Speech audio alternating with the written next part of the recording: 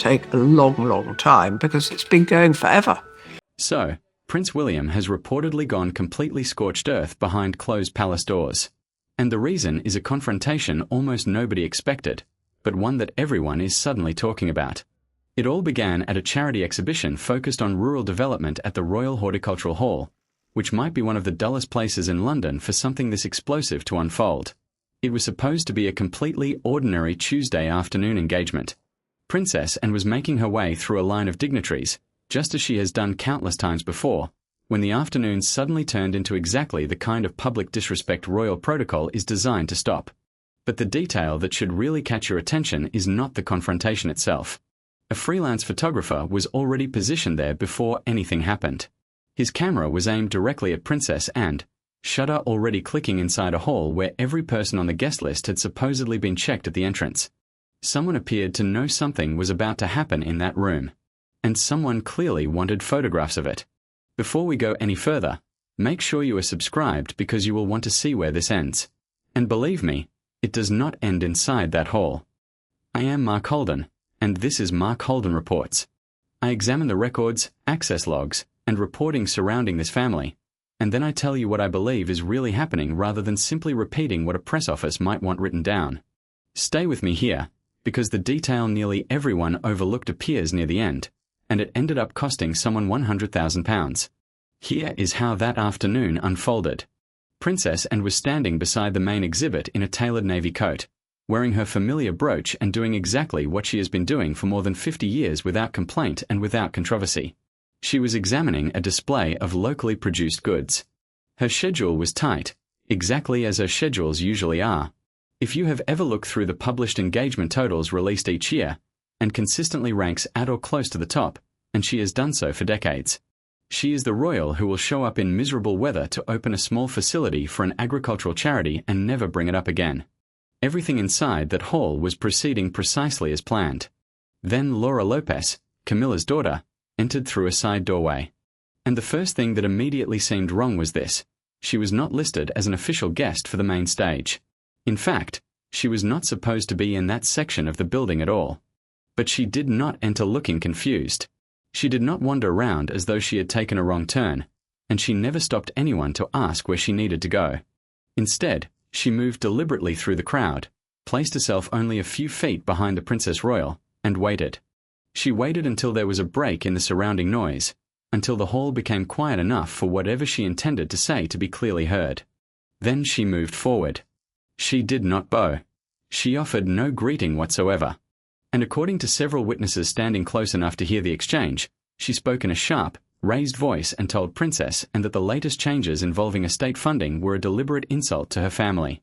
A woman who was not originally on the official guest list approached a senior member of the royal family during a state-related event and openly raised a private family dispute in a room filled with reporters, while a camera was already pointed directly toward them.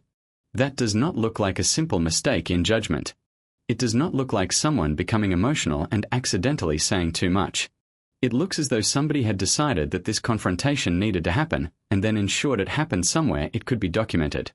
And the way Princess Anne dealt with the following 10 seconds explains a great deal about how she has survived more than 5 decades inside this institution without a major scandal attached to her name. She did not immediately turn around. Instead, she calmly adjusted her gloves.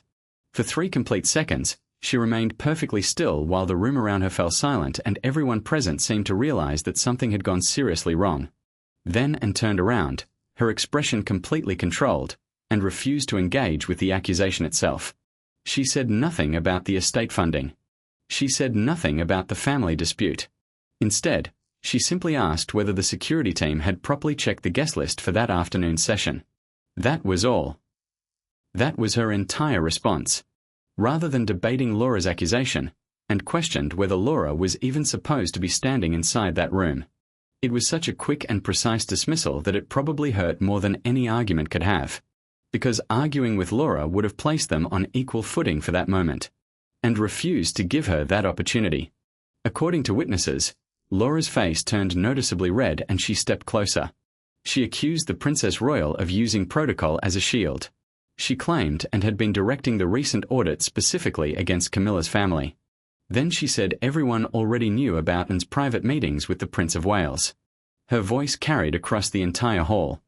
Reporters near the back stopped pretending to pay attention to the produce exhibits and began reaching for their notebooks. And this is the moment when the idea of a setup stops looking like mere suspicion. That freelance photographer had been aiming his camera at the confrontation from the very beginning. Not after the raised voices started. From the beginning. The clicking of his shutter could reportedly be heard above the rain striking the glass roof. Someone had made absolutely certain that this moment would survive as a photograph. Keep that detail in mind, because later it becomes extremely important. There is one thing everyone inside that family has understood since the summer of 1997. An image of a distressed royal woman can become incredibly valuable. And finally signaled to her protection officer. He made his way through the crowd and firmly instructed Laura to move into the lobby area.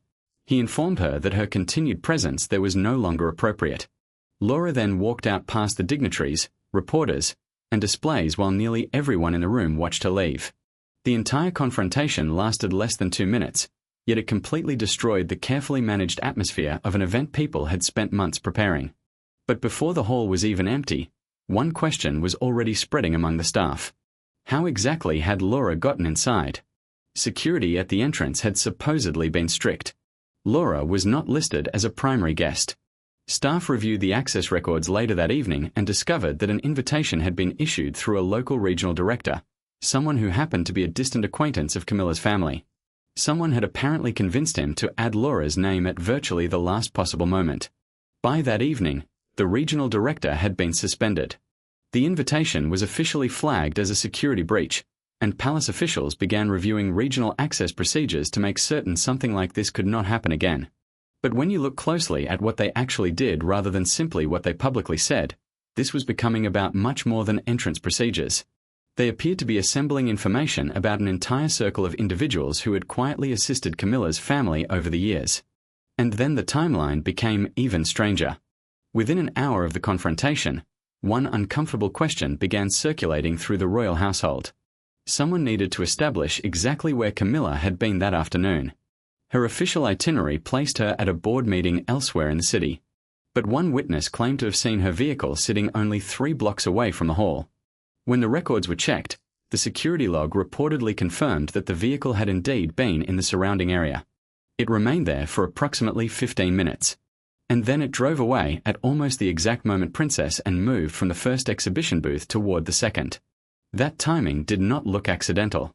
It looked like someone had been waiting for confirmation that whatever was supposed to happen inside the hall had happened. My interpretation, and I want to be clear that this is my interpretation rather than something officially confirmed, is that Camilla's side of the family may have been conducting a test rather than launching a direct attack. A test. They were applying pressure to the institution to discover how much resistance they would encounter, where the limits actually were, and how quickly the palace would respond. They got their answer. He did not wait for a convenient pause. He did not finish the discussion or wrap up whatever point he had been making. He ended the call immediately and instructed his chief of staff to obtain the photographer's original footage. Think carefully about what William requested. He did not ask for a written summary. He did not request a briefing document. He wanted the raw recording. He wanted to watch for himself exactly what had happened, hear precisely what had been said, and determine just how far the disrespect toward Princess and had gone. And according to people described as being close to him, William was not searching for a way to quietly settle the situation. He was looking for evidence of wrongdoing. The mood inside his office was described by one person as icy. William reportedly watched the footage on a large screen without speaking. He studied the way Laura positioned herself. He watched Princess Anne's reaction. He observed how the crowd responded as the confrontation unfolded. And somewhere during those 2 minutes of footage, William apparently reached the conclusion that the period of patience was over. He called the king. But he did not call to request permission. And he did not call seeking advice. Instead, he informed his father that he intended to take charge of the disciplinary process. Then he explained what had happened and why he believed it mattered. William made it clear that he would no longer accept this kind of behavior within the royal household. The king listened without interrupting. And when William finished, Charles reportedly gave his son the authority to take whatever steps he believed were necessary. Meanwhile, Princess Anne was leaving the hall through the main entrance. She acknowledged the people gathered outside, walked toward her vehicle, and never once looked toward the waiting press. From the perspective of the charity work itself, the showcase had achieved what it was supposed to achieve. From the perspective of public appearance, however, it had become a complete disaster. The monarchy had been openly disrespected. Its internal hierarchy had been challenged in an extremely visible way. And the staff members who had spent months preparing those exhibits began packing everything away, knowing their work would now be buried beneath a controversy that had absolutely nothing to do with them. But now we need to look at the other side of what happened, because it was during the journey away from that hall that Anne's strategy began to become much clearer. She sat in the rear of the official vehicle, staring forward with her hands resting calmly over her purse. She did not check her phone. She did not speak to her aide. Instead, she appeared to be replaying the confrontation in her mind, examining the timing and mentally reconstructing the exact sequence of events. Who said what? When was it said? Who was standing where? This is a woman who has spent more than half a century operating inside the rules and traditions of royal duty. She has confronted protesters. She has endured decades of relentless press attention that might have overwhelmed someone else. And does not appear to view protocol merely as a collection of polite traditions. For her, protocol is part of what holds the entire institution together. Remove enough of that structure and eventually everything begins to collapse, whether anyone intended that outcome or not. About 20 minutes into the journey, and finally spoke. She asked for an update regarding the regional director who had authorized Laura's invitation. Specifically, she wanted to know whether he had already been formally informed of his suspension. Her voice was reportedly calm and showed virtually no emotion. Her aide confirmed that the man had been removed from his position within the hour, and nodded. She said failures of that kind could not be accepted. The security of the institution, she said, begins at the entrance. But pay attention to what she did not do. She never mentioned Laura by name. Not once during that drive. And apparently not once in anything formally recorded afterward. Instead, and referred to the confrontation simply as a breach of decorum. That is an extraordinarily detached way of describing a direct personal confrontation that unfolded publicly in front of roughly 100 people. But there is another question worth asking. Why did Anne allow the confrontation to continue for as long as it did? Because she could have ended it almost instantly. The moment Laura began speaking, and could have signaled her protection officer. She carries enough authority in an environment like that to shut down an unwanted interaction without needing to say anything. But she did not. Instead, she adjusted her gloves. She remained still. And she allowed Laura to continue making accusations publicly for nearly 2 minutes. Perhaps and was doing something else entirely. She was observing. While everyone else focused on the confrontation, and could watch the people surrounding it. She could see who appeared shocked, who appeared uncomfortable, and, more importantly, who did not appear surprised at all. When her aide later handed her the attendee list inside the vehicle, and reportedly noticed the names of 3 local journalists known to have friendly connections with Camilla's family. All 3 had been positioned near the edge of the crowd during the confrontation. They were watching closely, and apparently, none of them seemed particularly surprised by what was unfolding. That was the moment Anne may have realized the true nature of what she had walked into. This was not simply an emotional outburst. It looked more like a media event someone had arranged in advance. And according to this account, Anne had already been facing a quiet campaign against her for months before that afternoon. She had become the biggest obstacle standing between Camilla's family and their efforts to gain greater administrative influence, and had resisted proposed changes to estate management procedures. She had also pushed for the strict audit that had recently been introduced. In other words, she was positioned directly between their ambitions and access to money.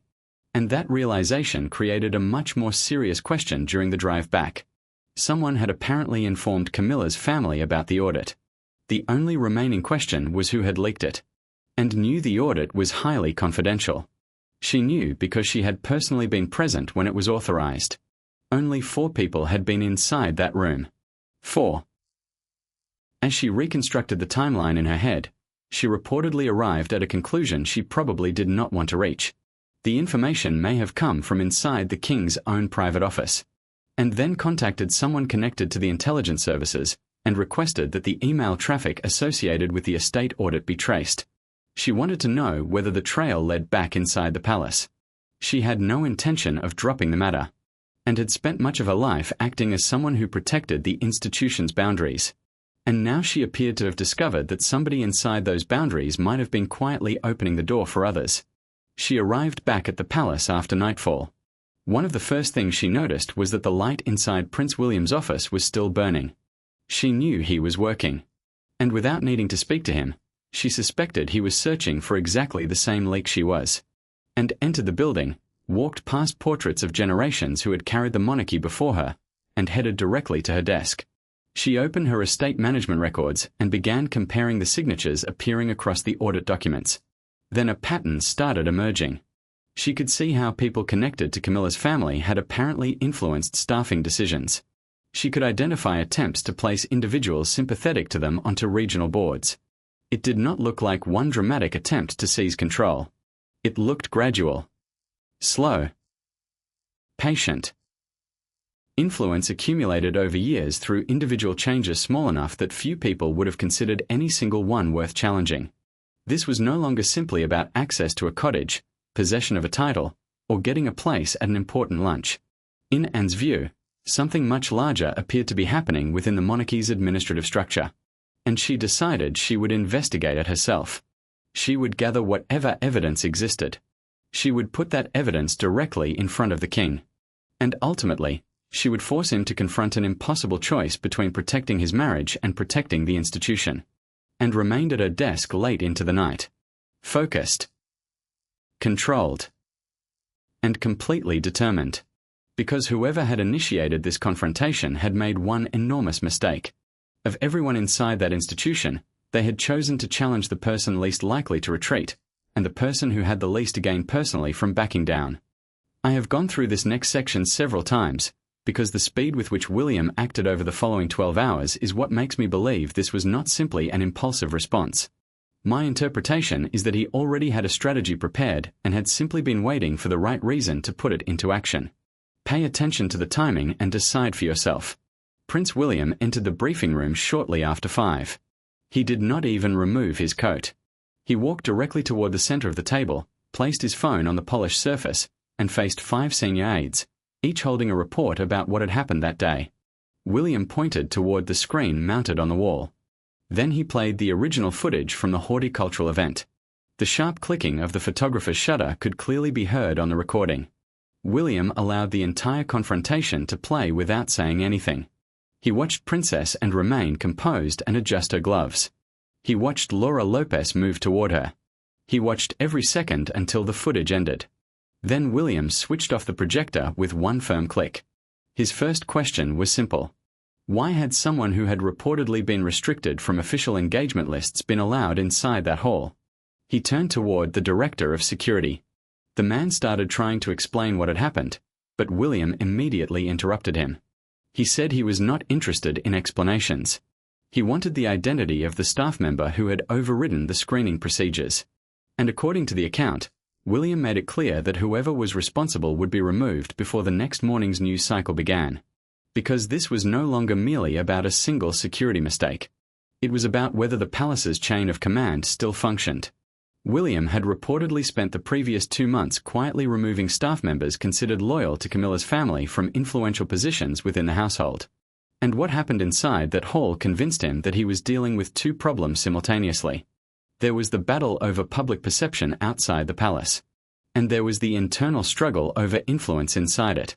One aide attempted to explain that Laura's invitation had originated from a regional branch rather than directly from Buckingham Palace. William immediately asked whether that regional office had previously been informed about restrictions involving Camilla's family. The aide confirmed that it had. William then asked the obvious question. Why had those instructions been ignored? The aide shifted uncomfortably in his chair before saying that pressure had apparently come from someone higher up. William asked for a name. The aide said nothing. And inside a room filled with senior colleagues, that silence became an answer of its own. William reached toward a secure folder lying on the table. The folder was labeled Internal Influences. He had apparently been documenting connections between palace employees and Camilla's family for several weeks. That detail matters because it suggests William had anticipated that a conversation like this might eventually become necessary. He opened the folder. Within minutes, the connection appeared. The pressure had allegedly originated with a mid-level manager whose spouse worked as a personal assistant within Camilla's household. William closed the folder. Then he instructed the security director to remove that manager from the building immediately. He also ordered the personal assistant suspended while a broader investigation was conducted. But William did not stop there. He declared Camilla's household a restricted area. From that point forward, nobody would be permitted to move freely between those offices and the rest of the palace without written authorization. Within approximately 20 minutes, security officers escorted the manager out of the building in full view of colleagues. The message sent through the palace could hardly have been clearer. William was no longer behaving like an heir quietly waiting for his future responsibilities. He was behaving like the administrator already exercising control. And everyone working inside the palace now understood where operational authority appeared to be moving. Then William's team presented another development. Investigators had reportedly identified a pattern of phone calls between Camilla's private number and a legal firm in the city. More importantly, the dates of those calls closely matched the timeline of the estate audit. William interpreted that pattern as possible preparation for a legal dispute. He suspected there could be an effort underway to protect assets being examined by the audit. He asked his senior legal advisor whether those accounts could be frozen before anything could be transferred. The advisor explained that doing so would be extremely difficult because many of the assets were held inside trusts technically beyond direct palace control. William then turned toward a property map displayed on the wall. He pointed to the estates currently under examination and instructed his team to check every title for secondary liens. In straightforward terms, he wanted to know whether anyone had borrowed money against properties they might not have possessed the authority to use as collateral. By this stage, William was reportedly furious. But he was not shouting. His anger was controlled. And perhaps that was more intimidating. For years, he had watched the institution move through controversy after controversy. He had watched the dignity associated with the crown repeatedly damaged by individuals pursuing personal interests from within its own structure. And somewhere during that meeting, William apparently decided he would be the person to bring it to an end. He was not searching for compromise. He was not interested in another quiet agreement designed to make the problem disappear temporarily. He wanted order completely restored. William walked toward the window and looked across the city. And according to this telling, his thoughts turned toward his children. That image matters because a photographer deliberately positioned with a clear view of a royal woman carries a very different meaning for William than it might for almost anyone else. He was 15 years old when he put on a dark suit and walked behind his mother's coffin through London on September 6, 1997, while millions around the world watched. At 15, William learned exactly how valuable photographs of women in his family could become. So when he watched that recording and heard the photographer's shutter repeatedly clicking above the sound of rain hitting the glass roof, and when he began to believe that someone had deliberately arranged for that camera to be there, he did not see it as an ordinary security failure. For him, it represented something much deeper. William instructed his team that the next 48 hours would operate under total containment. There would be no leaks. There would be no further public confrontations. Anyone who provided unauthorized information to the press would face the strongest consequences permitted under their contracts. Then William called the king again. He told Charles that the immediate situation surrounding the hall had been dealt with, and that he intended to proceed with the next stage of restructuring. The period of hesitation, William reportedly said, was finished. But for what came next, he needed his father's public support. More specifically, William wanted the king to approve a new decree removing Camilla's family from involvement in official palace affairs. And Charles agreed. The king was exhausted by the constant conflict. He was tired of disputes spreading through his own household. He had reportedly watched the confrontation footage himself and understood the seriousness of what had happened. And finally, he was prepared to allow William to take the lead. William ended the call and informed his team that the decree would be prepared that same night. Camilla would receive it the following morning. But while William and his staff were making those decisions inside the palace, Laura Lopez was dealing with the consequences somewhere very different. She was sitting in the living room of a country property surrounded by partially packed boxes. In front of her was a screen filled with reactions to the confrontation. The comments were brutal. People were insulting her. Others were questioning what authority she believed she had to confront Princess and publicly. Laura reportedly felt a cold pressure building inside her chest. And regardless of what anyone thinks about her behavior inside that hall, It is not difficult to understand the emotional reality of that moment. She had entered believing she was defending her mother. She had walked away having triggered an institutional crisis. The resentment behind her decision had apparently been growing for months, and it had developed in perhaps the most frustrating way possible. Not through one dramatic confrontation. Through paperwork. It began when employees from Camilla's office were reassigned into the palace's central staffing system. Then travel budgets were reduced. But things became far more personal when security protection was withdrawn from members of Camilla's private family. Laura and her siblings had spent years operating within that royal circle. Camilla's grandsons had even participated in the coronation procession at Westminster Abbey in May 2023 as pages of honor before an international audience. That demonstrates just how close to the center of royal life they had once been. Then, gradually, and without any major announcement, they began being treated less like insiders and more like guests whose access was running out.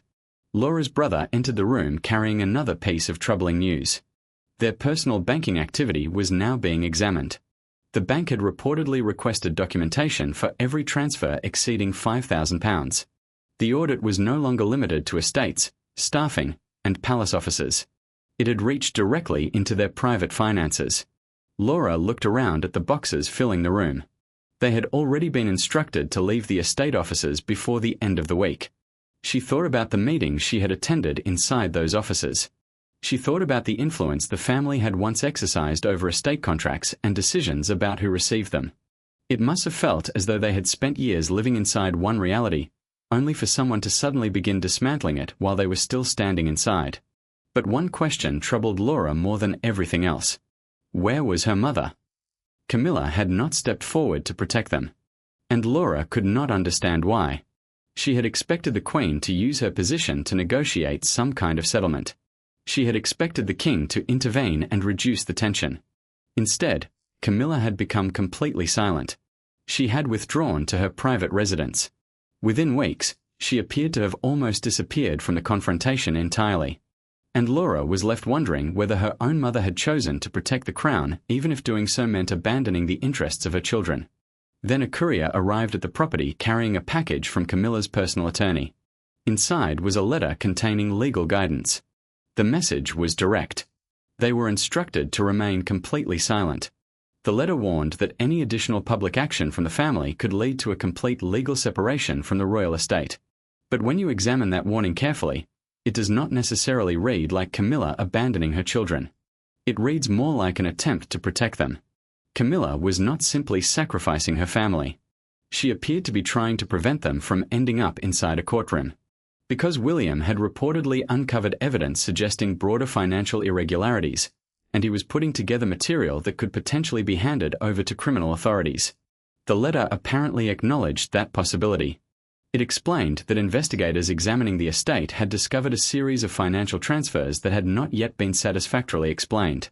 Laura read those words and finally began to understand the seriousness of the situation. Over the years, boundaries may have been crossed gradually without anyone stopping to consider where those decisions could eventually lead. They had started viewing the royal household less like an institution with strict limits and more like a resource available for their use. And now somebody had finally begun examining the numbers. Then Laura made another discovery that appeared to break whatever confidence she still had left. She attempted to contact someone at the third-party company responsible for managing their private trust accounts. The phone line no longer worked. The number had been disconnected completely. William's actions had apparently extended far beyond the palace itself. The network supporting their private holdings was now being examined as well. Laura walked toward the window and stared down the long driveway leading toward the road. For years, security vehicles had been positioned near the entrance. Now they were gone. Palace protection had reportedly been withdrawn. For the first time in roughly 2 decades, the family found themselves completely on their own. For years, they had existed beneath the protection associated with their connection to royalty. Without that protection, they were simply private citizens. And private citizens face the press without many of the barriers that normally surround senior members of the royal family. Laura called her mother's private number. She reached a generic voicemail message. Imagine the frustration. She wanted answers. She wanted to confront someone. Perhaps part of her wanted to drive directly to the palace and demand an explanation from whoever was willing to provide one. But she also understood that every move she made could now be observed, documented, and potentially used against her. William appeared to have influence throughout the household. He had palace officials behind him. He had legal advisors.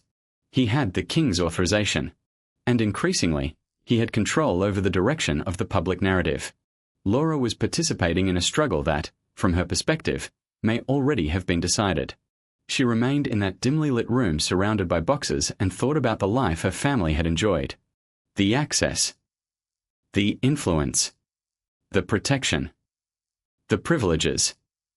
All of it had existed because of their connection to a monarchy they had not been born into. Over time, perhaps they had begun assuming those advantages would always remain. Now the institution was moving forward without them. The separation appeared permanent. The door was closing. And William was constructing a different version of palace life on the other side, one in which people he considered harmful to the institution would simply no longer have a place. While Laura was confronting that reality in the countryside, Buckingham Palace was dealing with another problem. Its damage control operation was failing. An emergency meeting was called for 6 in the morning. It took place inside a windowless basement room filled with the smell of old coffee and cleaning chemicals.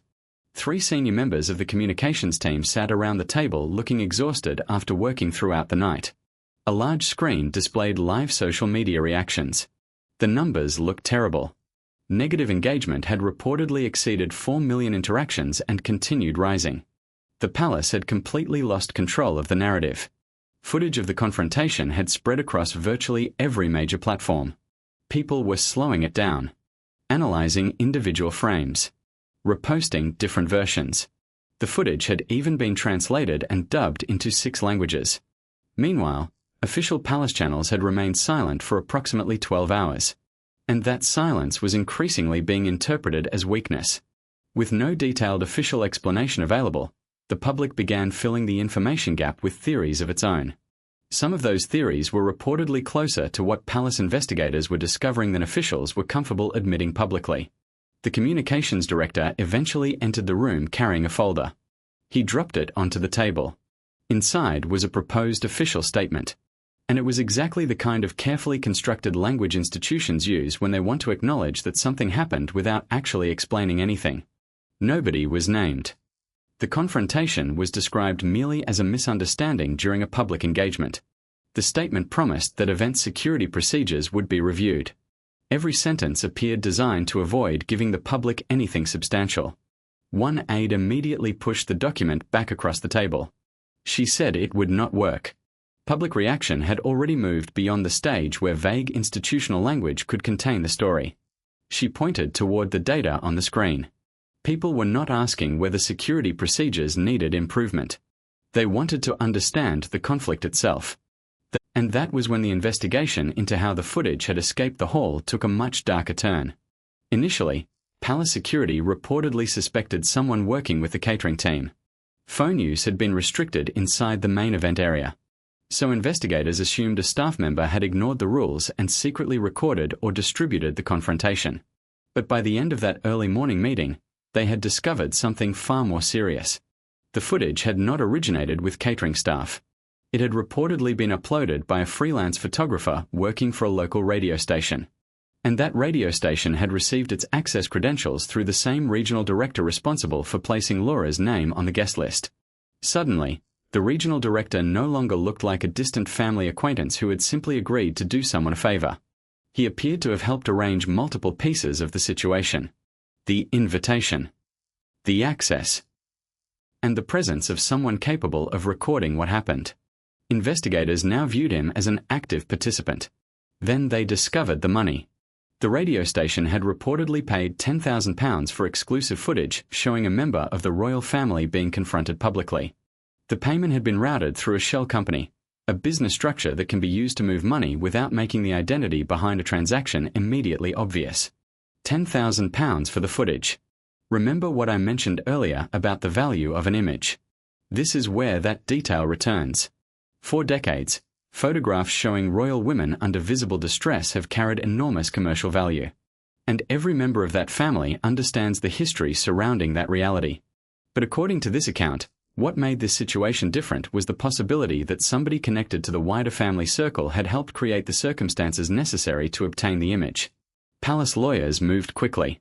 They demanded access to the relevant files and began preparing legal action against the regional director for alleged breach of contract and for placing a royal person in a potentially dangerous situation. They wanted consequences severe enough that everyone involved would understand what had happened. But one question still remained. Why would the regional director take such an enormous risk? He had reportedly spent years working as a civil servant. His professional record had been clean. He was described as a quiet man with a stable career, a pension, and a reputation worth protecting. Giving a media organization an access code while secretly adding an unauthorized person to a royal guest list was not a minor professional mistake. For someone in his position, it could destroy an entire career. Surely he understood that. So investigators began examining his finances. And that was when they reportedly discovered a series of unexplained payments entering accounts connected to him. Together, those payments totaled approximately £100,000. When Prince William was briefed on that figure later that evening, the entire situation changed. This no longer looked like a spontaneous emotional confrontation involving a daughter angry about how her family had been treated. If the financial trail was what investigators believed it to be, someone had paid a substantial amount of money to help place that confrontation inside a room where cameras would capture it. In William's eyes, that transformed the incident into something far more organized. He instructed his team to trace the origin of every payment. And he reportedly told them that he suspected the money might be connected to the same international financial portfolio uncovered during an earlier investigation. That possibility changes how everything leading up to this point can be interpreted.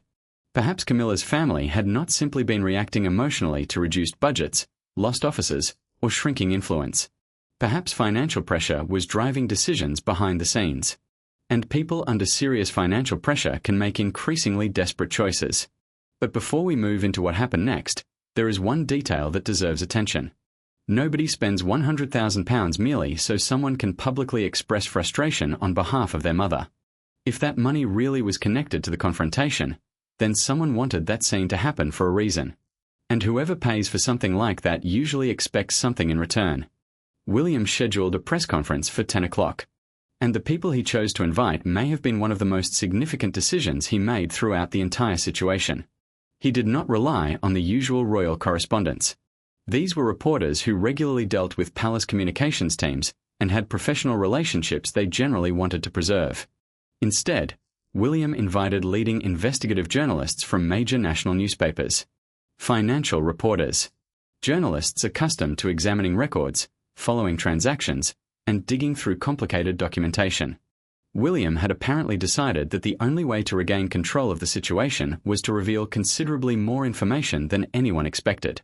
The atmosphere inside the briefing room was intense. These reporters were accustomed to receiving carefully prepared statements about royal visits and official engagements. They were not accustomed to being presented with forensic financial records by the future king. William stepped forward without using a teleprompter. He spoke directly from written notes. First, he explained the timeline surrounding the confrontation. Then he presented the connection between the regional director and the unexplained payments discovered in accounts linked to him. He showed how investigators believed the financial trail moved through shell companies. William's approach was unusually direct for a member of a family trained from childhood to communicate with extreme caution. He told the room that the institution appeared to be facing a coordinated attempt to destabilize it for private benefit. But he never publicly identified a member of the family. He did not need to. The journalists sitting in front of him could connect the available information themselves. Then William made the announcement that completely changed the direction of the story. A criminal investigation had been opened. He delivered the announcement and left without answering questions. Almost immediately, the public narrative shifted. What had initially looked like an ugly family dispute, exactly the type of royal drama people tend to follow closely, was now being presented as something potentially much more serious. A possible criminal conspiracy. Attention moved away from the personalities involved and toward the money. Any public sympathy Laura Lopez might have gained as a daughter attempting to defend her mother began disappearing within a single news cycle. William had taken control of a story that appeared to have been designed by somebody else and redirected attention toward the evidence he wanted examined. Then came the following Monday. Morning sunlight stretched across the stone floor of the Privy Council chamber. The room was nearly empty. Only two men stood at opposite sides of a long table. Prince William held a formal decree printed on thick cream-coloured paper. The ink was reportedly still fresh. He moved the document across the table toward his father. The wording was brief, but its consequences were absolute. The decree revoked the official status previously enjoyed by members of Camilla's family, effective immediately. There would be no further invitations to state functions. No additional financial support from estate accounts. No professional association with the royal household in any official capacity. This was not presented as a suggestion. It was not offered as something to be negotiated. It was an institutional order intended, according to William's reasoning, to protect the monarchy itself. King Charles looked down at the document for a long time. He reportedly ran one finger across the royal seal. Then he signed his name. He did not look up. Charles understood exactly what his signature represented. For years, he had hoped for another outcome. He had apparently believed that the different sides of his family could eventually find some arrangement that allowed everyone to coexist. But now the evidence gathered during the investigation was sitting beside him. There were allegations surrounding the organized media confrontation. There were financial records investigators believed demonstrated improper use of royal resources. And Charles was being confronted with documents suggesting that people connected to his wife's family had treated parts of the monarchy almost like a private financial resource. For years, he had tried to protect what he believed was simply a complicated family. Now he was being shown evidence that William believed represented a threat to the institution itself. A messenger had already been dispatched toward Camilla's country residence carrying another copy of the decree. She was expected to receive it before noon. Then palace officials did what palace officials often do in moments like this. They waited. They expected a phone call. Perhaps an appeal. Perhaps an angry argument. Perhaps a lawyer demanding an immediate meeting. Anything. But the hours passed. Morning became afternoon. Afternoon turned into evening. And the telephone inside the king's office remained silent. Late that evening, a courier returned from the country residence carrying an empty envelope. Camilla had signed a receipt confirming delivery of the decree. She had offered no statement. She had requested no meeting. She had not challenged the decision. Instead, she appeared to have accepted the conditions of her isolation without publicly saying a word. And inside the palace, people reportedly understood that her silence did not necessarily mean surrender. Security officials later reported that Camilla had removed the final personal belongings from the main residence. The house was now officially empty of her presence. Prince William stood near his window looking across the dark courtyard. By almost every measurable standard, he had won. He had control of the household. He had institutional authority. He had the king's signature. A criminal investigation was underway. And the press was now focused exactly where William wanted its attention directed. But there was another reality he could not ignore. He had also helped tear apart the family. And standing there alone, he understood the cost. So this is where everyone was left. And it is worth looking at the situation carefully. The 15-year-old boy who had once walked behind his mother's coffin had now grown into a man willing to do something his father had struggled to accomplish. He had placed what he believed were the interests of the institution ahead of the marriage surrounding the king. William had effectively brought an era of internal influence to an end. According to this account, the separation was permanent. For anyone named in that decree, there was no clear path back into those palace offices. Laura Lopez was left with the consequences of those 2 minutes inside the hall. She had wanted to publicly defend her mother. And she had succeeded in doing exactly that in front of reporters and cameras. But the confrontation had also helped trigger consequences that reached far beyond those 2 minutes. Her family lost access to offices. Funding disappeared. Security protection was withdrawn. The protection associated with their royal connection weakened. And whatever public patience remained for them had been severely damaged. Laura could spend years explaining what happened during those 2 minutes to people who were never inside that room. And then there was Camilla. When the decree arrived, she said nothing. There was no immediate appeal. No lawyer calling the palace. No requested meeting. No public statement. She simply signed for the document, finished removing her belongings, and withdrew into silence. She had spent decades working her way into the heart of royal life. She endured hostility. She survived years of headlines. She waded through difficult public opinion. Eventually, she received the title she had spent years approaching. Her grandsons even walked in the coronation procession at Westminster Abbey while the world watched. And yet, according to this telling, it ended with her own husband signing the document that placed her family outside the institution. He signed it without even looking up. But Camilla's silence should not automatically be mistaken for peace. She had withdrawn. The pieces were still on the board. Somewhere inside a private residence, away from the palace and the cameras, she was left considering exactly how much of her position remained. Tonight, the crown stands increasingly alone. And the silence coming from that country residence may be louder than anything being said publicly. Thanks for watching. If you got something from this story, hit the like button and subscribe.